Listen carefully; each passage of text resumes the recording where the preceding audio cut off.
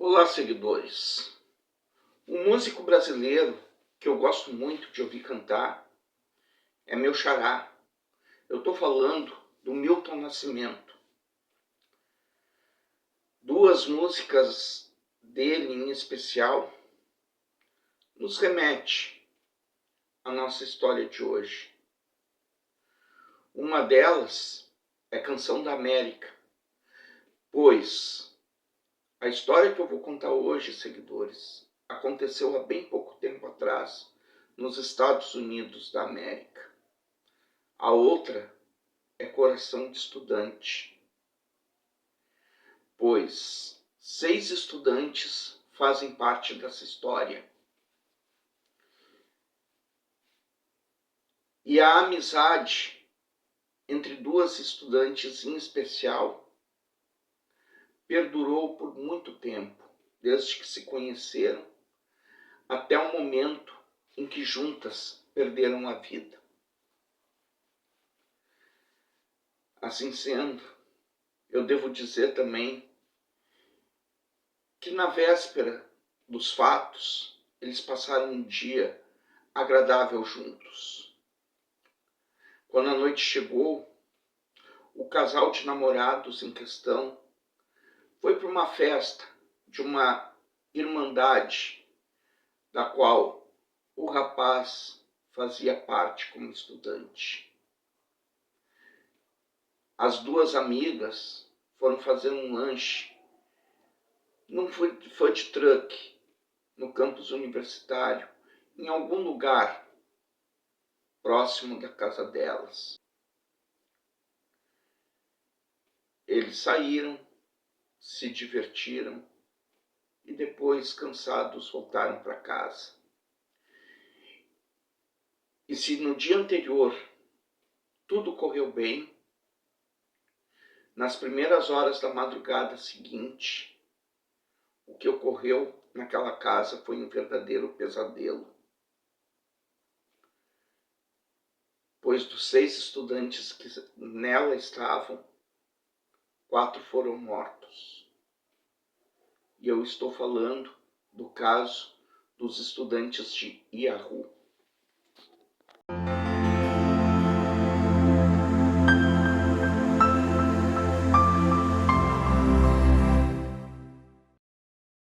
No dia 13 de novembro de 2022, a polícia recebeu um chamado,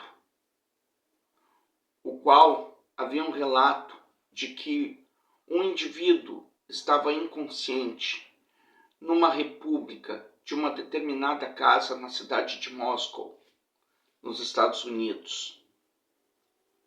Imediatamente a polícia foi para o local e, ao chegar lá, se deparou com uma verdadeira carnificina. 4 corpos de estudantes mortos em alguns cômodos da casa. A cena era de verdadeiro terror.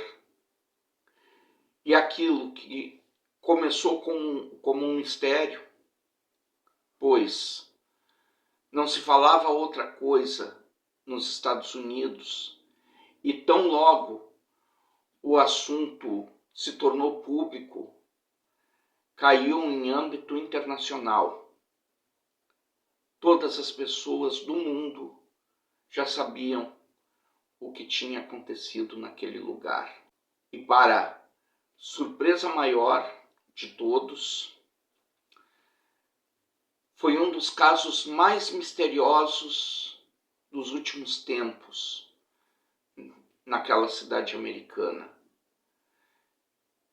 E eu vou tentar relatar aqui para vocês os últimos momentos dos 4 estudantes que morreram até o momento em que o principal suspeito foi preso, que, para surpresa de todos, era um estudante de criminologia.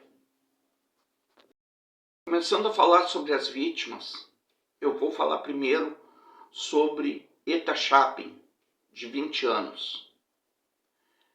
De todos os que morreram naquele local, eu acredito que Ethan era o único que estava no lugar errado e na hora errada, pois ele era o único que não morava naquela república. Ele namorava Shanna Kernodle, que essa sim morava lá. E também, assim como ele, foi uma vítima fatal dos acontecimentos. Ambos tinham a mesma idade. E ambos participavam, cada um, de uma fraternidade em suas faculdades. A fraternidade do Ethan era Sigma Chi e da Shanna era Pi Beta PHI. O Ethan ele estudava gestão de recreação, esporte e turismo. E a Shanna, ela era a júnior de uma faculdade, é como se fosse uma chefe entre os estudantes locais. E fazia uma especialização em marketing, de negócios e economia. Esses dois eram namorados e morreram juntos. Estavam no mesmo quarto quando tudo aconteceu. Agora falando um pouco sobre a terceira e a quarta vítima. Madison Ogden, de 21 anos, também era júnior na universidade e, assim como Shanna, estava cursando marketing de negócios e economia. Era uma das integrantes da fraternidade Pi Beta PHI, assim como a amiga Shanna. A quarta vítima, Kylie Gonçalves, de 21 anos, já era sênior. Estava em uma posição acima das outras duas. Porém, a faculdade dela era diferente. Ela estudava letras, artes e ciências sociais. E assim como as outras duas, era membro da mesma irmandade. Em 12 de novembro de 2022, Kylie fez sua última postagem no Instagram, às 20 horas e 57 minutos da noite, por volta de 9 horas. Ela compartilhou algumas fotos pousando ao lado de amigos, incluindo as vítimas, em um local parecido com a varanda de uma casa. Na legenda do post, ela ainda escreveu: uma garota de sorte por estar cercadas por essas pessoas todos os dias. Segundo a polícia, naquela mesma noite, Kylie e Madison foram a um bar no centro da cidade de Moscou, entre 22 horas e 1h30 da manhã do dia seguinte. Enquanto isso, o casal Ethan e Shanna foram a uma festa no campus da Universidade de Idaho. Já no início do dia 13 de novembro, às 1h41, Kylie e Madison são vistas em imagens compartilhadas no Twitter, serviço de streaming de vídeo ao vivo. Elas estavam conversando perto de um food truck. Kylie e Madison e Shanna moravam na casa de 3 andares junto com as outras duas meninas, Dylan Mortensen e Bethany Funk. Ethan estava lá somente de visita. Por isso, eu acredito que ele estava no lugar errado e na hora errada quando morreu. Acredita-se que Ethan e Shanna tenham voltado para casa por volta da 1h45.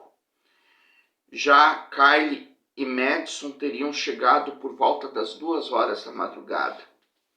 Dylan e Bethany, as sobreviventes do assassinato, até deram uma saidinha naquela noite, mas foram as primeiras a retornarem para casa. Falando um pouco sobre a descoberta do que aconteceu, a Dylan e a Bethany acordaram no final da manhã e chamaram alguns amigos para casa, pois acreditavam que uma das vítimas havia desmaiado. A primeira ligação para o serviço de emergência foi feita perto do meio-dia, por uma das sobreviventes, que relatou que tinha alguém inconsciente na casa.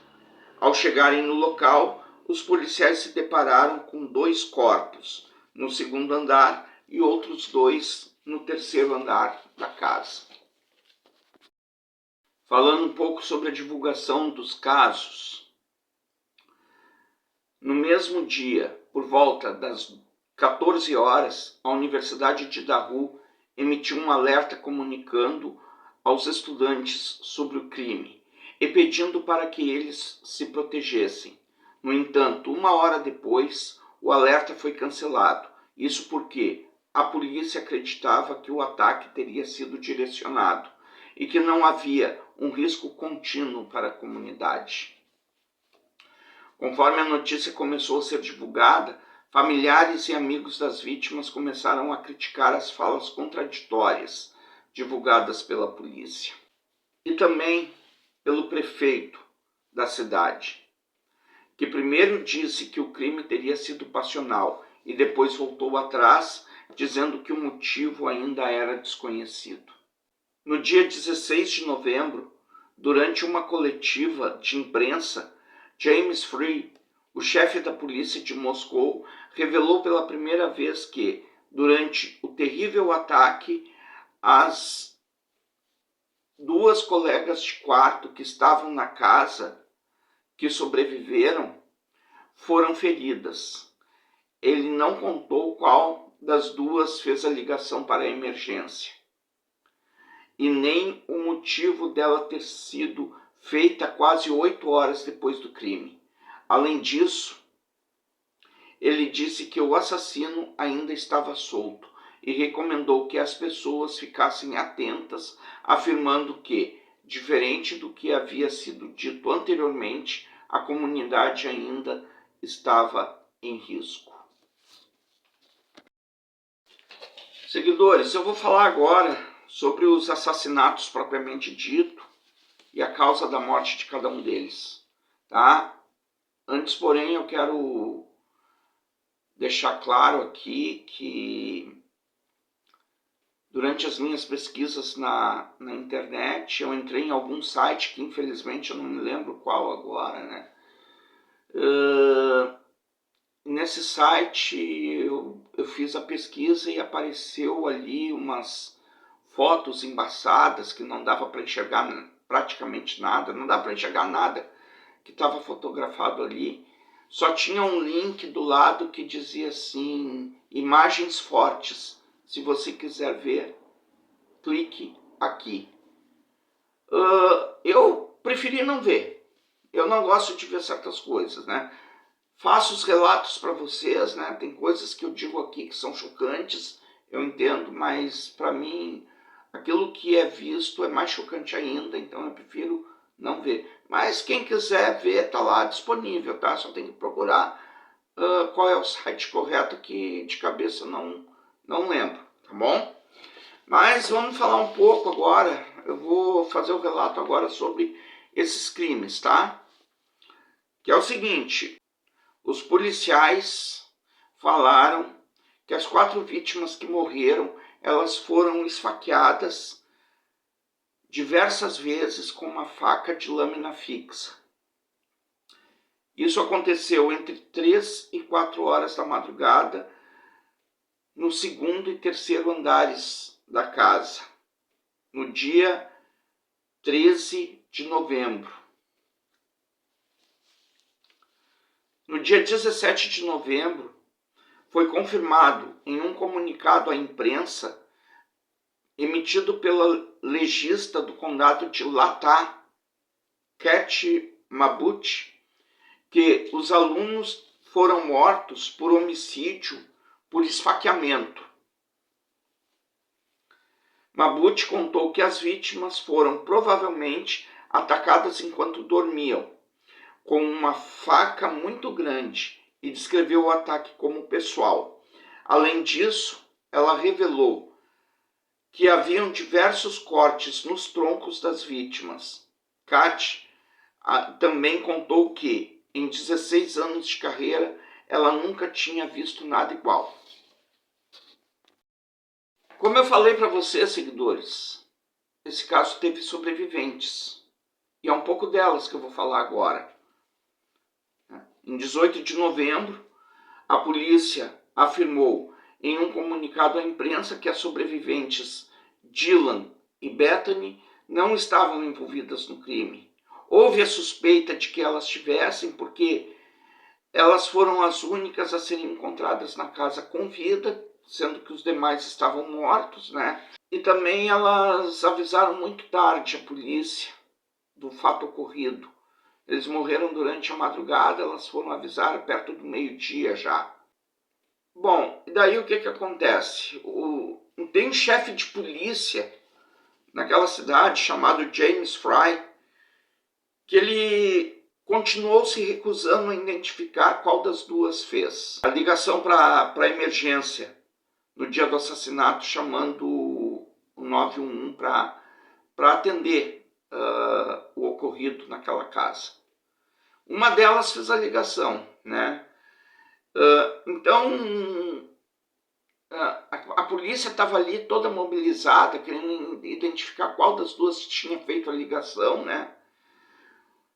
Portanto, mas esse chefe de polícia, o James Fry, ele afirmou que aquilo não era o que importava naquele momento, que eles tinham um outro trabalho para fazer, que era encontrar o criminoso, o assassino que matou aqueles 4 estudantes, né?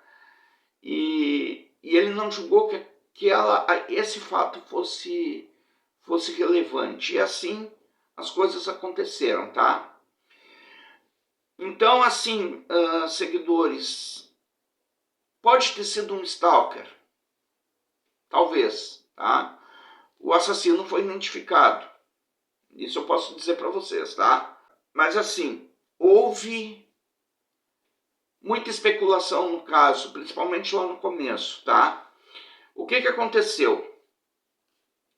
As investigações se iniciaram e houve diversos boatos de que a Kylie tinha um stalker que começou a perseguir por ela naquela região ali da faculdade, tá? E foi ele que surgiu lá na casa, achou que foi esse stalker que surgiu lá na casa, naquele fatídico dia de 13 de novembro de 2022. Tá? A polícia de Moscou afirmou que analisou exclusivamente as informações, mas que diante do que foi dito, eles não conseguiram identificar nenhum suspeito que se encaixasse nesse perfil, certo? Mas é aquilo que eu disse, que se encaixasse nesse perfil. Eles encontraram um suspeito, como eu falei. Alguém foi preso, mas não um stalker. Pelo menos a princípio não, certo? Falando um pouco sobre o suspeito agora. O crime aconteceu, os dias foram passando, tá? Isso em 2022. E antes que o ano terminasse, no dia 30 de dezembro de 2022, um suspeito foi preso. E foi identificado como Brian Christopher Kohlberger, de 28 anos.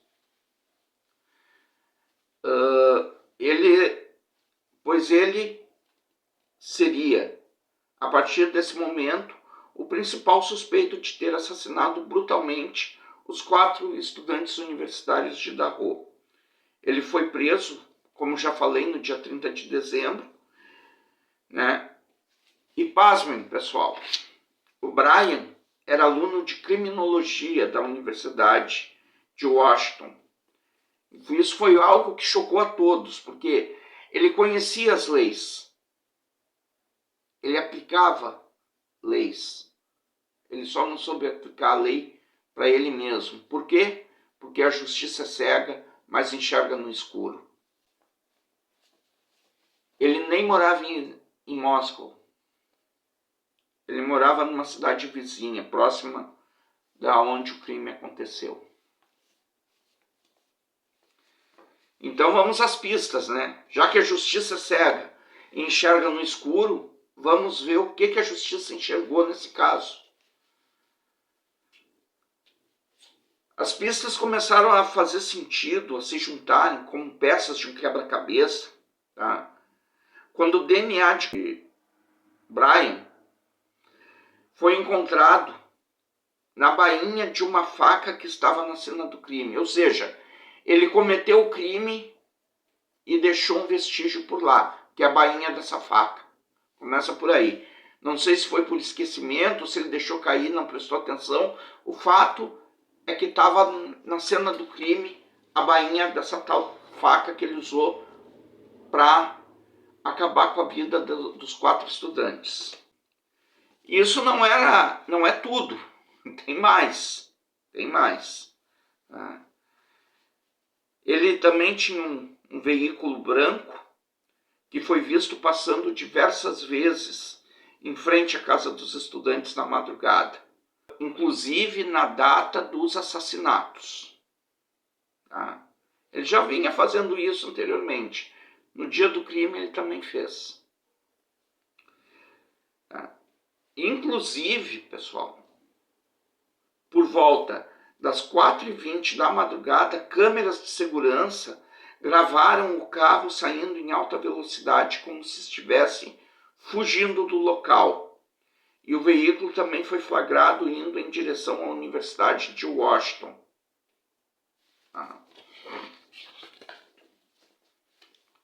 Agora vamos falar um pouco da parte da tecnologia das telecomunicações aqui, certo?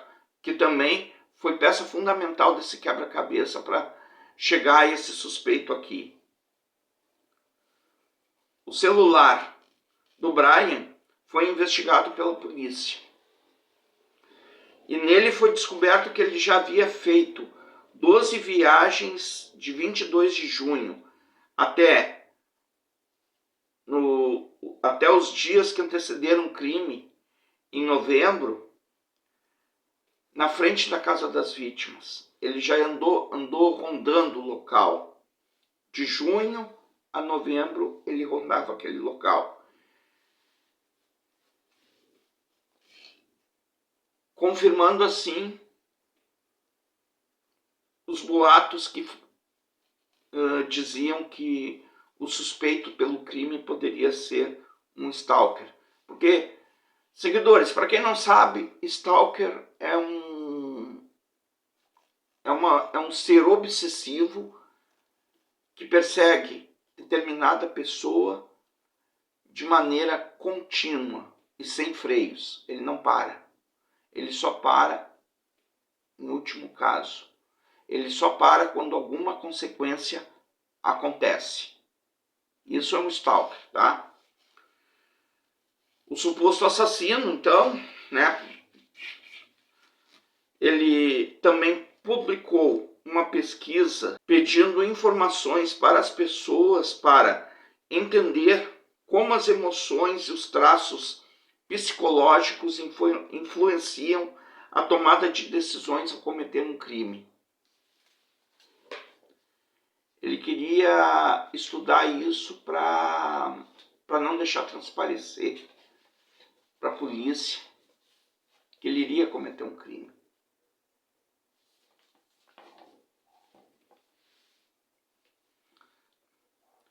Bom, e além do mais aqui, né, também foi descoberto que o Brian seguia Madison e Kyle nas redes sociais. Kyle era sua maior obsessão, foi a mais ferida das 4 vítimas.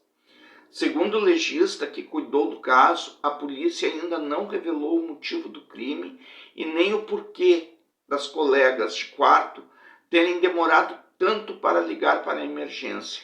As autoridades também afirmaram que vão manter algumas informações em sigilo para não prejudicar nas investigações. Eu vou fazer uma revelação chocante aqui que tem a ver com o acusado, certo? E que deixou, por incrível que pareça, deixou esse caso ainda mais confuso do que ele já era. Logo que ele foi preso, veio à tona quando uma das sobreviventes contou à polícia que na noite do crime ela viu o suspeito passar na frente dela. Imaginem a cena. Uma das sobreviventes da casa, o homem entrou lá, matou 4 estudantes das 6 pessoas que estavam no local. Uma das sobreviventes, ela testemunhou um estranho dentro da casa. Ela viu esse estranho andando, passando por ela na casa. E ela permaneceu viva. Ela não foi atingida como os outros. Tá? Segundo a colega de quarto, por volta das 4 horas da manhã, é uma delas, mas eu não vou citar, pelo menos não por enquanto, eu não vou citar o nome aqui, tá? Vamos deixar isso claro, por causa que a gente também não tem certeza de nada nesse sentido. Mas continuando. Segundo ela, por volta das 4 horas da manhã, ela ouviu um barulho no andar de cima e uma voz dizendo: "Tem alguém aqui?"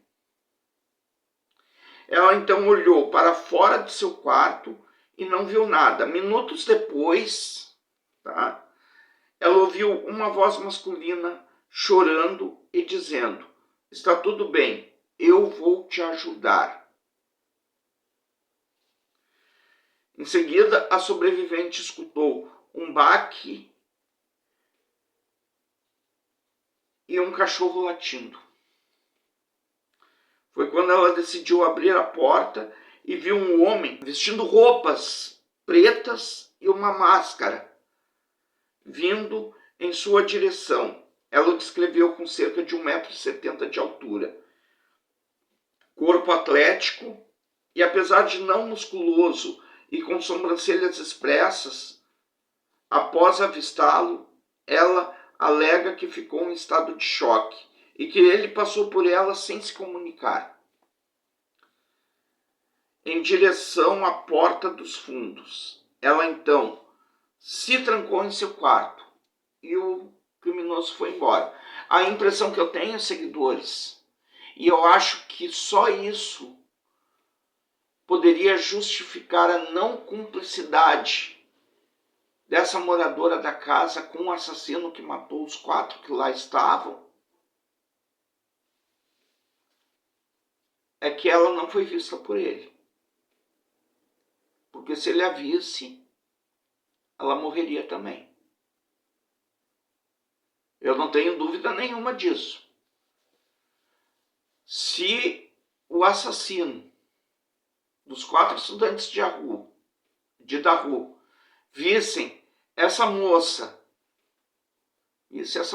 vendo ele passar diante dos olhos dela, ali, das duas, uma. Ou ele a mataria também, daí ela seria inocente nesse caso, logicamente, né? Ou ele não a viu, para que ela continue sendo inocente. Porém, se ela foi vista por ele, ele foi embora e a manteve viva, é porque alguma culpa, na minha opinião, alguma culpa ela tem, tá? Mas isso eu deixo para vocês me responderem lá nos comentários, se vocês concordam comigo ou não. É a minha maneira de pensar, pode não ser a mesma maneira de pensar dos seguidores que estão me assistindo, ok?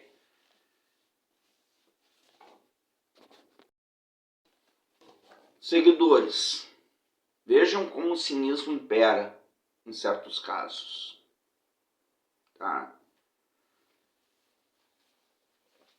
Após o ocorrido lá na faculdade de Idaho, tá? Foram feitas aulas sobre esse caso especificamente, algumas aulas assim, a partir do dia 13 de novembro, né? E o Brian ele foi preso lá pelo dia 30 de dezembro, como eu já falei aqui. Nesse espaço de tempo, parece, pelo que eu entendi nas pesquisas, ele participou de algumas dessas aulas que foram feitas lá, que falava sobre o caso. Né? Não estou falando só em Idaho, inclusive na faculdade que ele estudava também, em Washington, né?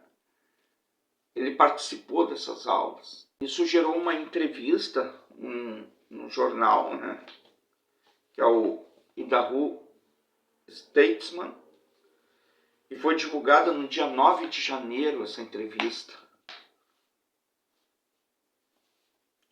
E o entrevistado foi um rapaz chamado Ben Roberts, que é colega de classe do Brian Kohlberger. E esse Ben, ele revelou uma atitude suspeita do Brian.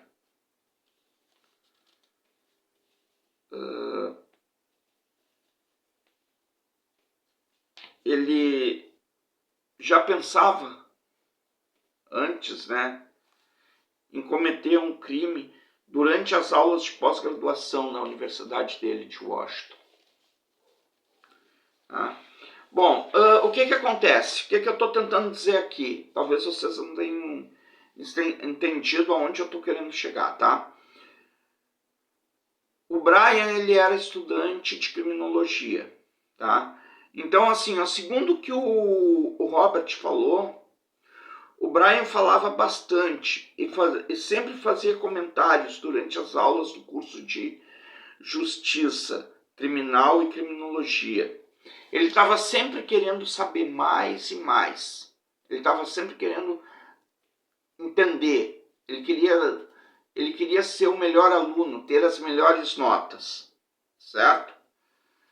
Porém, isso não aconteceu quando as aulas que foram dadas na universidade dele falou sobre o caso dos alunos que foram assassinados em Idaho. O Brian, ele falava só sobre o seu interesse em psicologia forense. Ele se sentava bem no meio da sala, não se escondia no fundo. Ele era um aluno bastante interessado, participativo mesmo. E ele falava muito durante as aulas, todas as vezes em que participava. Isso o Roberts falando, tá? Mas quando fizeram a aula sobre os 4 estudantes que foram mortos em Idaho, ele não disse uma só palavra. Isso aí, no psicológico, já é um indício de que ele tinha alguma coisa a ver com esse crime. Porque assim, seguidores, quando o assunto da aula era o crime que foi cometido na cidade de Moscou, que é onde morreram os estudantes, tá? O Ben Roberts conta que o Brian, ele ficava em completo silêncio. Isso ele disse num jornal, seguidores, num jornal, numa entrevista a um jornal, tá? Ele afirma que essa atitude, que poderia ser um indicativo de culpa do suspeito, justamente por ficar calado, já que nos outros conteúdos ele participava mais, certo? E ainda teve mais um depoimento, mais uma entrevista de um outro estudante que não quis se identificar, que ele revelou ao mesmo jornal da Rua Statman que o Brian era grosseiro com os indivíduos da comunidade LGBTQIA+.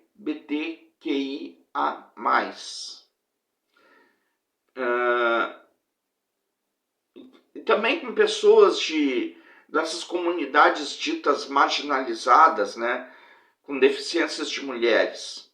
E além disso, ele se declarava uma pessoa que acreditava no casamento tradicional. Então, gente, significa o quê?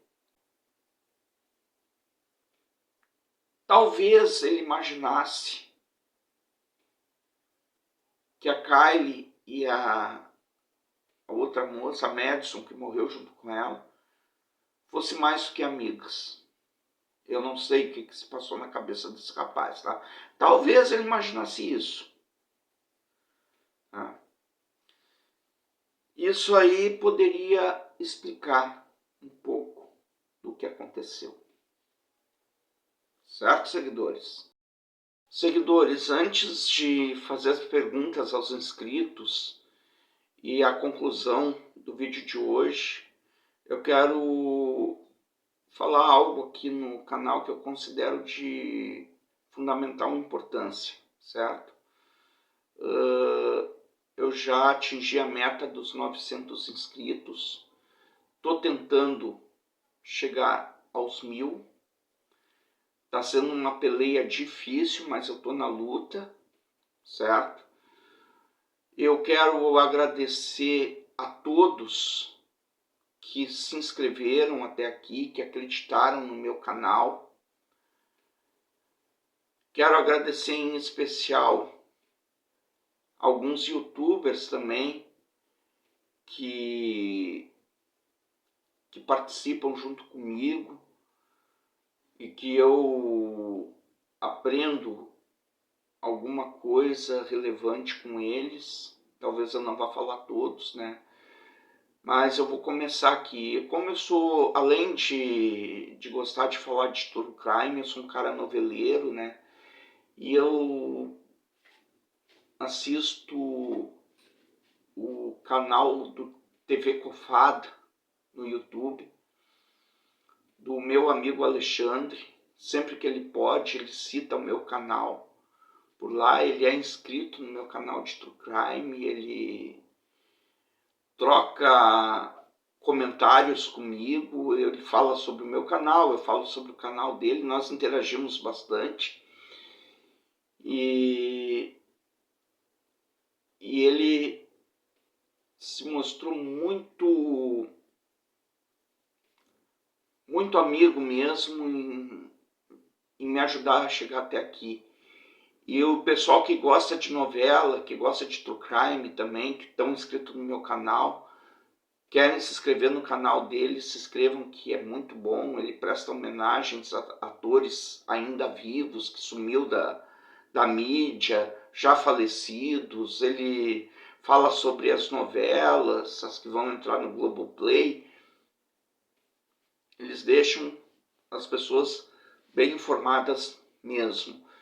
E é um cara nota 1000, tá? Recomendo bastante. Outra pessoa que eu quero falar agora, as próximas 3 pessoas que eu vou falar aqui são de canais de true crime, tá? Que eu vou agradecer. Então a primeira delas é a Dani Vedramini, do canal Serial Crimes, tá? Que ela também interage bastante comigo. Ela já falou no canal dela sobre o meu, assim como eu também já falei aqui sobre o canal dela. E um certo dia ela apareceu lá no Instagram, né? Ela me pediu um apoio aí, eu resolvi apoiar e deu certo, tá dando certo. E eu acho que ela, como youtuber de casos criminais, tem um belíssimo futuro pela frente também, tá? Outra youtuber de True Crime que eu quero agradecer também aqui é a Misayoshi, do Japão, do canal Crimes pelo Mundo, que conversa comigo, me dá algumas dicas quando eu peço e tal, e sempre falou comigo de uma maneira bacana, assim, respeitosa e como todos, né? E eu acho ela uma pessoa muito legal. E também ela falou sobre o meu gato, o Nebuloso, que eu tenho em casa lá. Ela mandou um recado para mim, pro meu gato no canal dela, e eu fiquei muito contente com isso, né? É uma outra pessoa que ela interage bastante com os seus inscritos e comigo não foi diferente. E a terceira pessoa que está um pouco sumida, que de vez em quando aparece, mas não tem mais aparecido tanto, né? É a Juliana Pires, do canal aquele dos casos criminais, né? Que também fazia parte dos comentários dos meus conteúdos aí, mas ela também está muito atarefada e tal, provavelmente, né? Não tem aparecido, mas muita força e muita energia para todos os citados aqui. E para quem é inscrito também, não posso citar o nome de todos, senão o vídeo vai se expandir bastante, tá bom? E os agradecimentos foram esses então. E mais um lembrete também. Mais um lembrete que eu já estava me esquecendo. Assim que chegar no 1000º inscrito no meu canal, isso eu acredito que não vai demorar muito tempo para acontecer, tá, pessoal? Eu vou fazer a semana de ouro aqui. Eu vou botar 4 casos numa semana só. Eu tenho colocado 2, para quem não percebeu. Para quem percebeu, ótimo, mas para quem não percebeu, eu vou explicar agora, tá? Às segundas-feiras eu coloco os casos estrangeiros, fora do país, e às quartas-feiras eu coloco casos brasileiros, tá? Agora, na questão da semana de ouro, quando eu fizer a semana de ouro, eu vou fazer diferente. Eu vou pegar um caso do Brasil, bastante famoso, bastante conhecido, por sinal, eu não vou dizer qual é nesse momento, tá? E vou pegar 3 estrangeiros, um de cada continente diferente, certo? Então, vamos chegar no 1000º caso, porque no 1000º inscrito, porque os 4 casos já estão devidamente roteirizados, né? Mas eu só vou colocar depois que eu chegar no 1000º inscrito, que eu vou colocar em vídeo, certo? Falando um pouco agora sobre a pergunta aos inscritos, tá? Chegou aquela hora, né, do quadro das perguntas, e eu vou fazer duas perguntas para vocês para deixarem nos comentários. A pergunta é: eu não encontrei ainda um motivo que levou o Brian a cometer esses crimes. A gente encontrou suspeito, parece que foi ele mesmo e tal, mas o motivo não ficou bem esclarecido. Eu quero saber de vocês, seguidores, nos comentários, que motivos vocês acham que o Brian poderia ter para ter matado esses 4 estudantes? E a segunda pergunta: vocês acreditam que alguém da casa que sobreviveu a esse crime possa ser cúmplice do Brian? Teve o caso dessa estudante que eu não citei o nome aí, que eu explanei aqui para vocês. Só bota assim, ó, questão 2, sim ou não. Aí eu já vou entender. E daí, se quiserem explicar por quê, daí a gente conversa, tá? É aquela história, né? Vocês me respondam, vocês interagem comigo, Se for bom para vocês, vai ser bom para mim também. Hoje foi essa, seguidores. Vou continuar navegando aqui pelo mundo da internet em busca de novos casos para apresentar para vocês. O canal está se modificando e eu acho que vai ficar cada vez melhor a partir de agora. Se alguém caiu de paraquedas no meu canal aí, toca no botão da inscrição, se inscrevam para me dar uma força. Deixem um like se gostarem da história. Compartilhem, certo? Façam seus comentários sempre educadamente, respeitando as vítimas e os familiares das mesmas, tá? E a todos os envolvidos no caso também, né? E toquem no sininho para receberem as minhas próximas notificações. Não se esqueçam de me seguirem lá no Instagram, que é @onavegantecriminal, tudo junto em minúsculo. E um abraço a todos. Até o próximo caso.